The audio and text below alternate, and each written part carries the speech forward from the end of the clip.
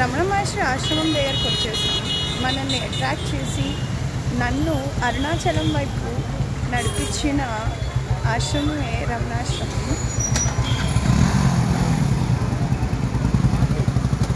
చూడండి, రమణాశ్రమం ఎంట్రన్స్. ఇది సపరేట్గా అక్కడికి వెళ్ళి అక్కడ బ్లాగ్ చేద్దామని చెప్పి అనుకున్నాను. కాఫీ అనేది ఒక ఫీల్.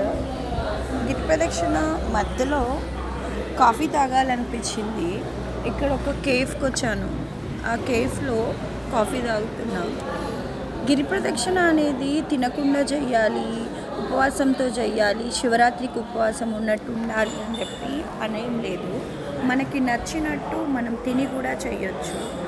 అండ్ సాక్స్ వేసుకునే చెయ్యాలి, వితౌట్ సాక్స్ లేకుండా చెయ్యాలి అనేది ఏం లేదు. మీ ఇష్టం. నేనైతే బేర్ ఫుట్తో నడుస్తున్నాను. బట్ లేదు మేము బేర్ ఫుట్తో నడవలేము అనుకున్న వాళ్ళు సాక్స్ కూడా వేసుకోవచ్చు. మనం ఎంత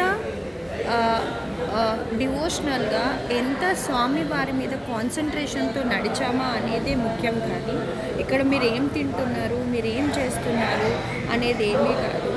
మనకు 100% మన కాన్సన్ట్రేషన్ అంతా స్వామి వారి మీద పైన ఉందా లేదా అనేది కావాలి. అండ్ ఇక్కడ సాధువులు చాలా ఉన్నారు. వాళ్ళకి నేను ఈరోజైతే ఏమీ ఇవ్వలేదు.